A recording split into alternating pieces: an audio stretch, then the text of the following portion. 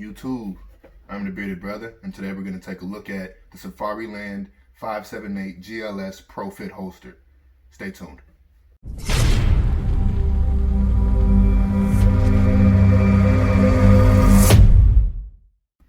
Alright, gentlemen, and any ladies out there who are fortunate enough to have stumbled upon my content, today, as we said, we're going to take a look at the Safariland 578 GLS Pro Fit holster. Okay, so this holster is a little bit different from a lot of holsters out there on the market. It offers a number of options, not only for mounting the firearm on your hip or duty belt, but it is different in the sense that it actually offers a fitment for a wide variety of firearms. So we'll get into that here. This one actually is, again, as we test the 578 model, which denotes that it comes with a paddle as well as the belt mounts. We'll get into an unboxing here in just a bit. But before we go any further, let's take a look at the standard fit guide. So from what we can see here, I'm not sure if you guys will be able to see that up there.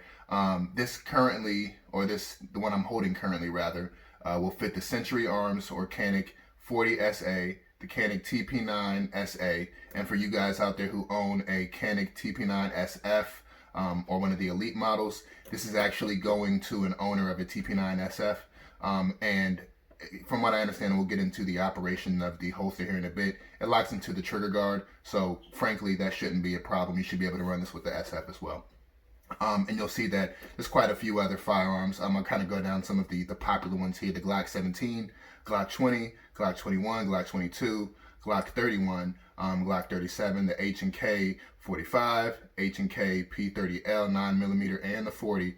And then there's some Smith & Wesson M&P 22s. We got the M&P 45 with the 4.5-inch barrel, the M&P 9mm, the M&P 9mm, as well as the 40 CORE. And then there's some SIGs on here as well. It looks like we got the 226 supported, as well as some Taurus models, the PT24, PT809, PT840, and PT845. Now you'll also notice here in the box, some of these have a red dot, and apparently this denotes that a shim is going to be required to mount those to the actual, or to rather to fit that firearm to the actual holster. So without any further ado, let's go ahead and take a look at what's in the box here. Again, just kind of taking a tour around the outside. General concealment holster. Let's go down the features. GLS. All right, so that stands for grip lock system. Essentially, that's going to help you to secure the weapon once it's holstered. So essentially, the retention is deactivated with your middle finger in this holster, which is a little different than some other stuff out there on the market. And essentially, your shooting grip or your master grip on the firearm is going to be what disengages that from the holster. It's designed to fit multiple weapons in one holster, as we touched on earlier. Of course, it is a low cut and compact design. This also allows you to have a bit of concealment. We'll get into that here in a bit.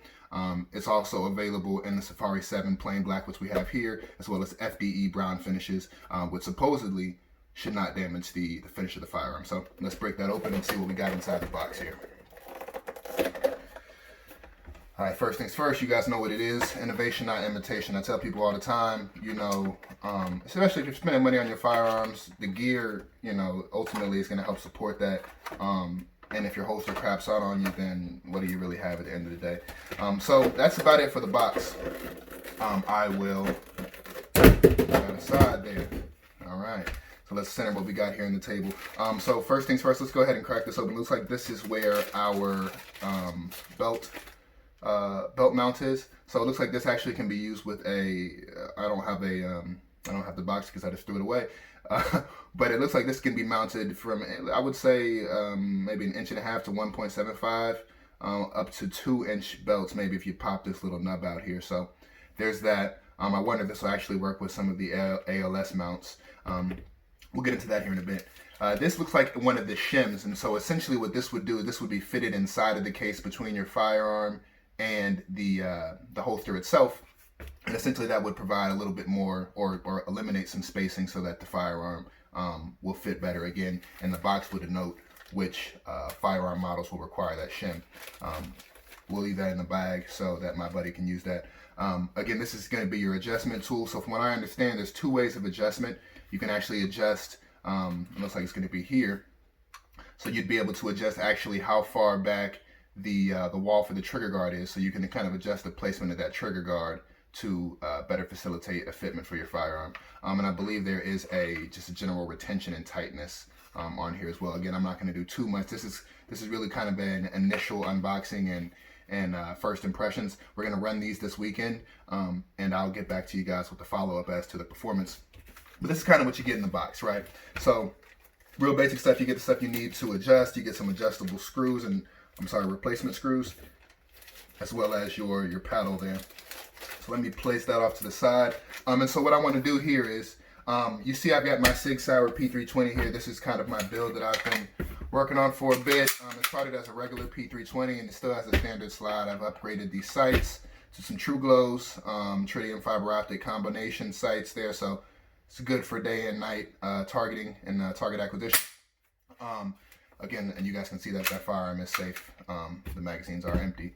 And I've added the magwell and stippled Sig X carry grip. But so what I'll do actually now is, as I mentioned, this holster is for a buddy, and it's for his Canik TP9. I don't have that firearm here in front of me, but what I will do is actually we'll do a quick comparison between this GLS holster and the Safariland ALS holsters, which are very popular out there as well. So don't mind all the attachments I've got on here. I've got some gloves clipped on there, as well as this is actually, you guys, I'm thinking about bringing these to market. This is just a thigh strap that I kind of put together, nothing major. T-Rex Arms has some stuff out there, but this is just something that I put together because what they have is currently out of stock. So if you guys are interested in these, let me know in the comments. But the main thing I'll tell you off the top here, what is the differences between the two holsters? Immediately you feel a difference in the materials. Now, I believe this is a nylon, if I'm not mistaken. This is, I don't have the specifics here in front of me, but this is closer to a Kydex feel. It's a bit harder, and you can even tell the difference as I tap on them there. In addition to that, you're also going to have a difference in the retention, right? So, again, they would both kind of sit. You'll notice this one has a belt loop attachment, whereas this one is the paddle. But the good option with the GLS is you can go back and forth. You'll notice that there's a difference in the retention mechanism. So again, with the GLS, you've got a kind of a middle finger grip where your firearm, again, this one won't fit in there, but your firearm would sit in the holster much like this. And as you come around and grab that grip, your middle finger would actuate that locking mechanism, and as you pull out, it's gonna release the pistol. Now that's good because say you have somebody come up from behind you, attempt to snag that pistol from you, it's going to have some additional retention to keep that from happening, so you're going to at least have some time to fight that individual off and hopefully retain your firearm. Now, with the ALS, this one actually is for the Sig, you'll notice that it actually has it's a level 3 retention holster, so it has additional mechanisms for retention. The first being this strap here over the back, which actuates with the thumb press and a push forward. But the main locking mechanism is there in the thumb. So, that's personal preference, I suppose. Aside from that, the main differences that I'm seeing, beyond that locking mechanism, is going to be the fact that you have something of an Alcantara or a suede lining inside of the ALS holsters, whereas you just got this material which they say won't damage or mar the finish of your firearm at all, but you'll have to take their word for that. So those are some of the primary superficial differences. Aside from that, I would say that this one just appears to be quite a bit better built. It feels more bomb-proof, for lack of a better term, and this is what a lot of the pro guys run. So again, we're going to be running this weekend. We'll see some of the differences. I hope to bring you guys some footage of that range day, so you guys can kind of see what we're out there doing. But without further ado, guys, that's going to be about it for the day. I hope you guys have found this information useful. Again, this is the Safariland GLS 578. Again, it fits a wide variety of firearms.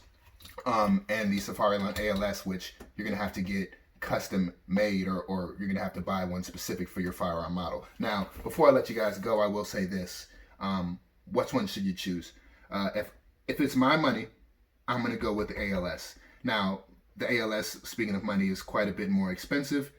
We see that you're getting some of that in the name of build quality, but you're also getting it in a more reliable retention mechanism there. But most importantly to me, the fact that this ALS is custom made for a specific firearm ensures to me that we're not going to have issues with retention. any screws walking loose. It's a custom or a bespoke solution, whereas this is kind of a one-size-fits-all. And so when you got one of those, jack of all trades, you end up being a master of none. So that's just something to keep in mind. This is by all means gonna treat you well. It's also much slimmer. I forgot to mention that. This is gonna be much easier to conceal under a shirt against your hip if you do carry outside the waistband, but you want to cover up. So that's something to keep in mind there. But again, the price for, around this one for the GLS, anywhere from 50 to 55 bucks from what I've seen locally.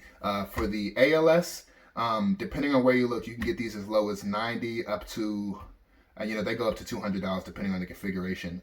This one here was about $100, and I managed to snag a deal. So take that for what it's worth. With that, I'll let you guys go. I'm the bearded brother. I'm gone.